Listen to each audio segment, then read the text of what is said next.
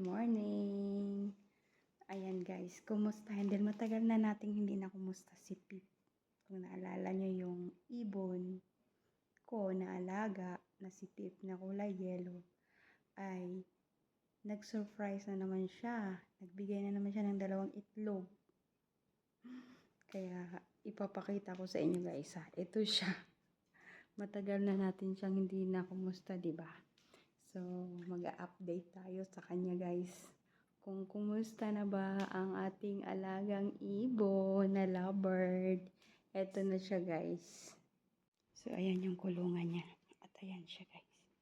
Kumusta? Kumusta my love? Ay, oo nga guys. Ay, mayroon siyang itlog. Ayan o, 2. Ayaw niya ipakita.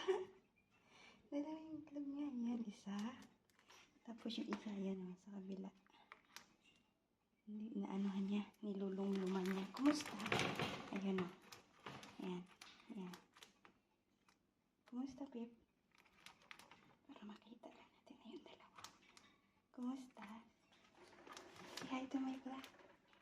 Hi to my vlog, Pip. Hi. Kumusta ka na? Nanganak ka na naman? Nabaog naman yung nasa loob.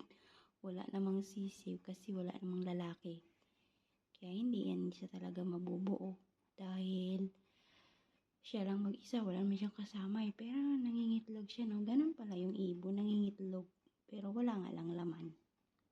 Ayan o. Hi! Hello! Sento kain na hello! Yan. Parang may lalabas pa kasi malaki pa yung tiyan niya o. Yan o, malaki. So, parang may lalabas pa yan. Baka 4 na. Una niyan 1, naging 2, naging 3. Ngayon, lumabas 3. Baka malaki pa yan, baka may 4 yan. Baka nga 5 pa. So, ayan. Kinumusta lang natin siya, guys.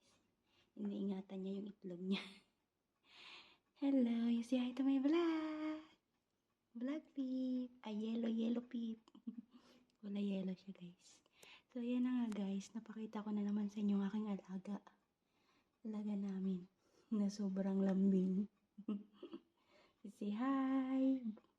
Bye everyone! Thank you for watching!